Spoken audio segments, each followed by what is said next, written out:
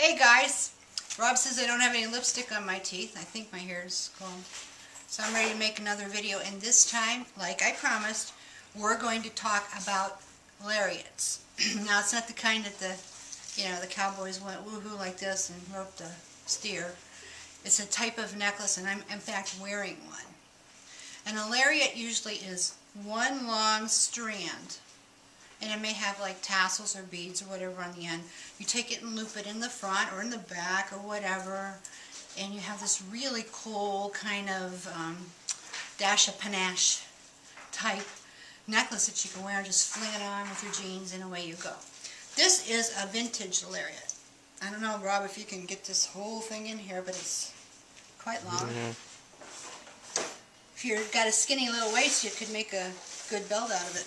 But it's just, I'll step a little closer. It's just little seed beads that are woven around. I forget the name of the stitch. Somebody told me. I will tell you, don't ever look for me to do a video doing this stitch. It ain't happening. But if you're good at it, yay for you. I'm happy for you. I ain't doing this. But I admire this work very, very much because I know how painstaking. But basically what you would do is you would just take this. In fact, you could even do it this way. Go this way with it, and then, fold it in half, and then loop through, and you could wear it like this. Wish I had a mannequin here with a neck. Should go grab Lauren and make her be my neck. She's packing your orders, so we don't want to disturb her. It could go like that, or it could go like this, around your neck. Or you could wrap it a couple of times and tie it. But this is a vintage one. Someone made it long ago. And then somebody gave it to me, and I can't remember. I think it might have been Cindy. But anyway, this is an old one. Okay. The one I have on, of course, is a new one. And I'm going to show you how this goes if I can get it off nice and smooth. Basically, it's just tied. And look at that. That's all one long strand. It's probably almost as tall as me. Being as how I'm 5'1", how much is that? 61 inches?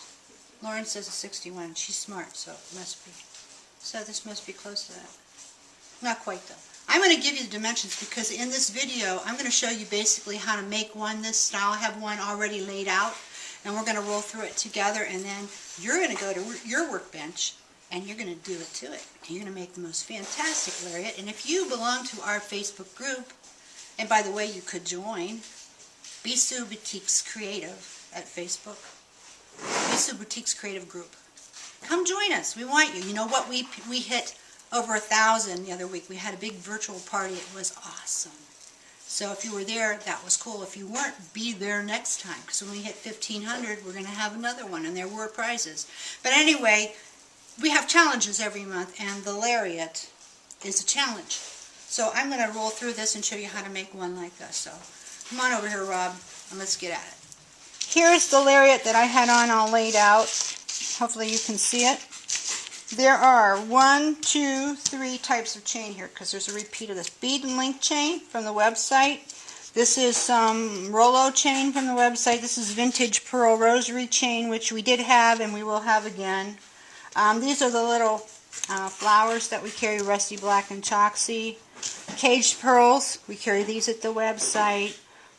Virtually everything on here we have at the website. So if you go to bisouboutiques.com, you will find everything you need to make a lariat like this. Or perhaps you have some vintage chain or something cool at home that you want to work with. That's fine. I'm going to give you the dimensions of the measurements of each section of this piece. I have them written down here. Now, for the center, you need about 14 and a half inches of chain.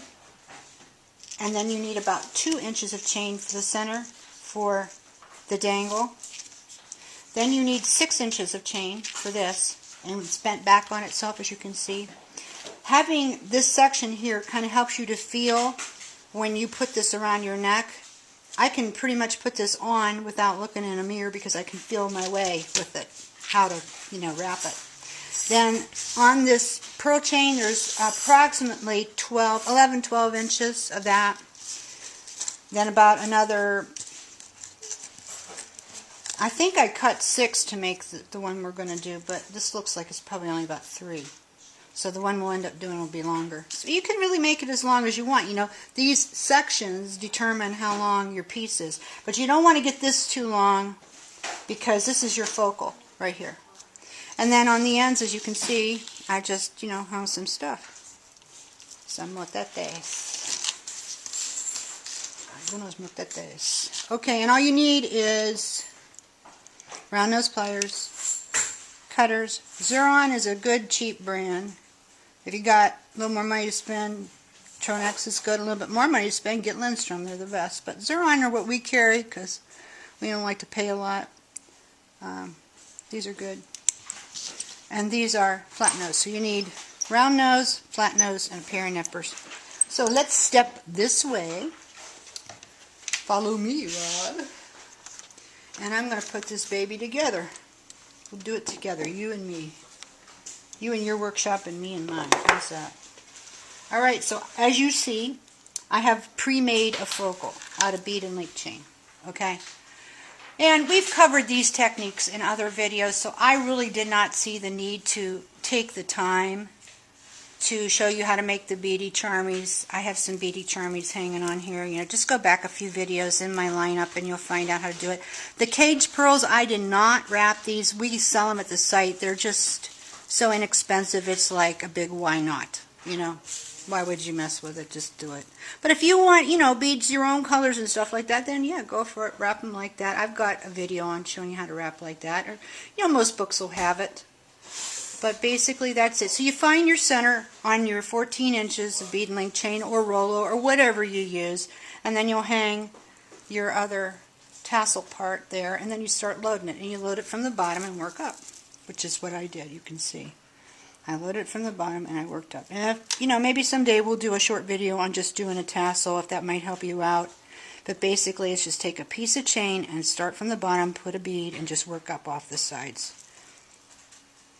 And with this one, you have to be careful when you're using it, that you don't get it turned funky when you're putting them on.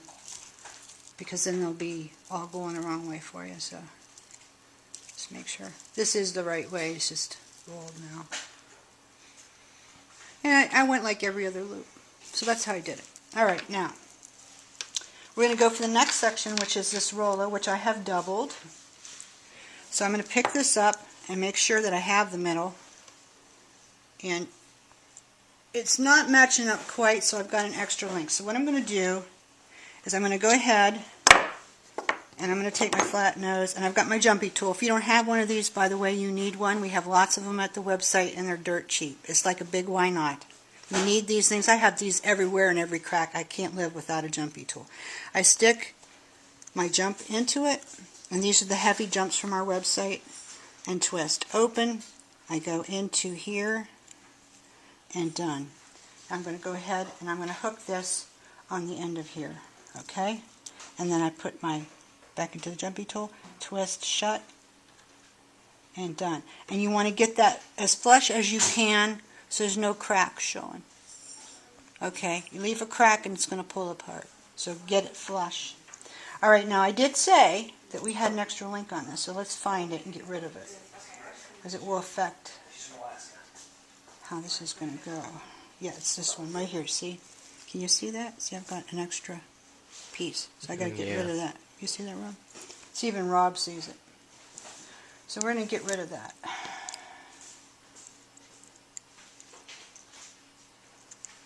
And I'm just going to pull, I'm going to clip it. So I'm going to put it down here so that I don't send this flying into Rob's face or his eye. When you nip stuff off, it's good to hold it down. That's just safety. Okay, it's off. Alright, so now what I want to do is I want to get another one of those big jumps. Did I drop it? Yes. Open it with my jumpy and get it through both ends of this. Okay, And now I have some filigree bead chain, which I patinaed with a torch. We have this at the website. I think it's a 6mm filigree bead chain. And you can paint it with your vintage inks. It does very well like that. You can torch it. You can throw it down in liver or sulfur or darkening patina, or use it like it is, and it's gilt brass. It's bright yellow. Hook that on there. And once again, want to get that nice and flush. And now here's my last section. So I want to get one of those again and open it using the jumpy tool. Open that.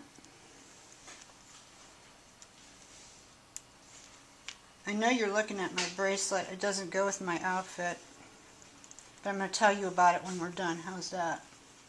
So this section is done. See, it was just that easy. Okay? So we're going to take our roller chain for the other side, and we're going to match it up and see how good we are. That one's perfect. You see? Can you see that? It's perfect. So I don't have to trim anything off. Take my big fat jump, open it, get it through where it meets in half, and hook that to the end of this, through the last little connector. Twist, shut, flush. Alright. Alrighty then. And then we'll take another one. And we'll go through those last two.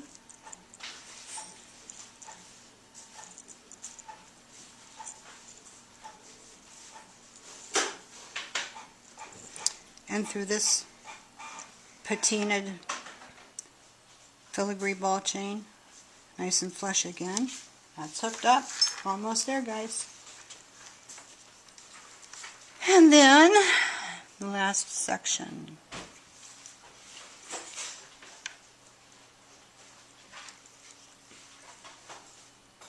Okay, this necklace is now hooked up. Now you can see on the end here how that I used one of these heavy washers from our website. I wrapped a tulip bead. I got one of the long brass ox head pins, eye pins, and I wrapped the spiral on the end, did some stuff hanging off there.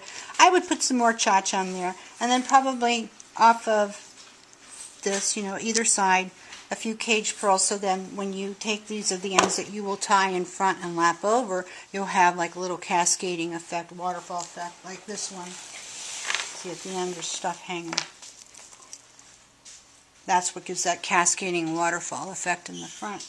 It makes it look like it's a strandage necklace, but all it is one long piece, a lariat, and as you can see, very, very, very easy to make.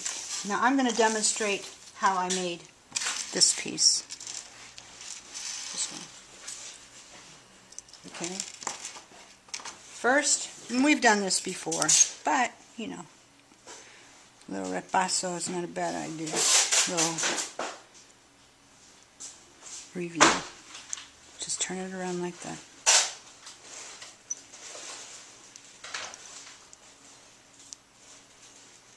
Okay? Good. Now, I am going to take this pretty silver bead, which we have in the shop here in Ohio if you want to come see us. I don't have them on the website yet. I will eventually. We have them in the shop here in Ohio, though. That's going on. This guy's going on. Okay? Now, we're going to slip on the tulip bead, which we always have these. We have these, I think, in every color. We even have these still in green patina, which I've been phasing out. The reason you put that extra bead inside there is if you don't, I'm going to show you. Take it out. If I don't put that in there, I'm going to have dead space, and it could slide down over this bead, okay? And then it will look stupid. You don't want your stuff looking stupid, so put this extra bead in there. It's a Spectra bead. They're cheap, and we have them at the site. Okay, then I have this little check bell bead. I really don't know where I got that from. Somewhere down along the line of life. I got it. We don't have those at the site. And I put this other little bead there. Okay, now we're going to wrap this. You know, not everything I use in my videos do I have at the site. I try to do the stuff we have, saves frustration for you. But, you know, we all have stuff in our stash that, you know, is ours. We found somewhere and we don't really know where we got it. It's no big deal. Use what you got. Or come see me. I'll load you up with some good new stuff. Okay, now, like I said, I want to do this away from myself toward the floor so that doesn't fly up in Rob's eye. Yay. Yeah, he says he hates when that happens. Happens all the time, right, Rob? More than you might think. Every day. Every dang day. Okay. Here we go. I'm going to stick this on the end with this nice little fat. I like heavy jump rings. We've been carrying more and more of them at the website. I hope you're trying them because they just are real sturdy and good. And I'm going to get more and more of different colors too. But I'm going to put this guy on. Okay, now. The only thing that would be left to happen with this is if you decided, you know, you wanted to do the cascade effect and put some stuff here on these ends. Okay? So now, I'm going to see if I can put my money where my mouth is and get this on me without a mirror like I said I could. So I'm going to take it like this from these two jumps that I'm holding, and that's where it meets in the back of my neck. So now I'm going to wrap this around. I got stuck. Yeah, right, I can do this. Okay, this one goes this side. This goes this side. Well, no it doesn't. Why? Now it's stuck in my cup. Oh, let's all laugh. I'll take this off and tell you about it later. Alright. You really can do this. I do it all the time, but of course it's because you're watching now. I can't. Alright, so I'll blame it on you. It's your fault. Okay. I put in the back by feeling where those jumps are. Bring this piece around. Bring this piece around. Okay, now if you want, you know, you could let it be just like that and let these things hang like that. You know, let's see where this feels. I should have a mirror here to prove to myself I really did it. But you know what? I don't need one. You'll tell me. Right? Yeah, you got it. Rob, is it okay? Rob says good. So yeah, you're fine. Rob says I'm fine. Then, oh, let me do that slowly. I got these two pieces. Loop it over. Pull it. I can put it clear up here if I want. Or down. Like this. If I want. I kind of like it like that. Because, you know, I'm getting old. And you know, as you get old, you like things longer. Not tight around your neck.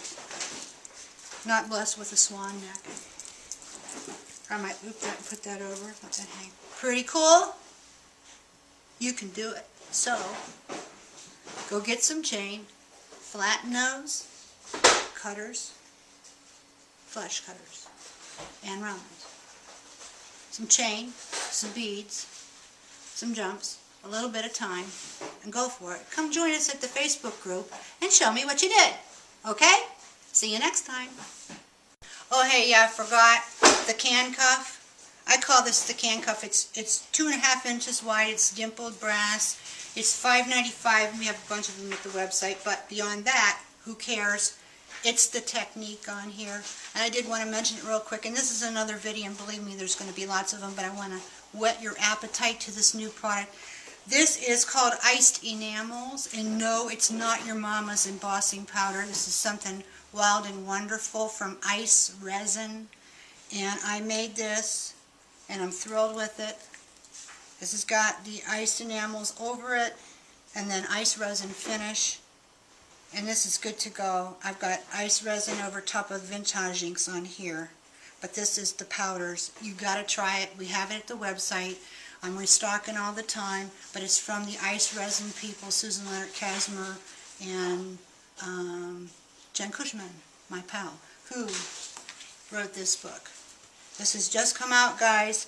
Making metal jewelry. I'm going to do a review on this on my blog soon, but I wanted to give a big shout out to Jen because I love this book. There's a lot of books out there about metalworking, and they're all great, but I love Jen's because I need simple.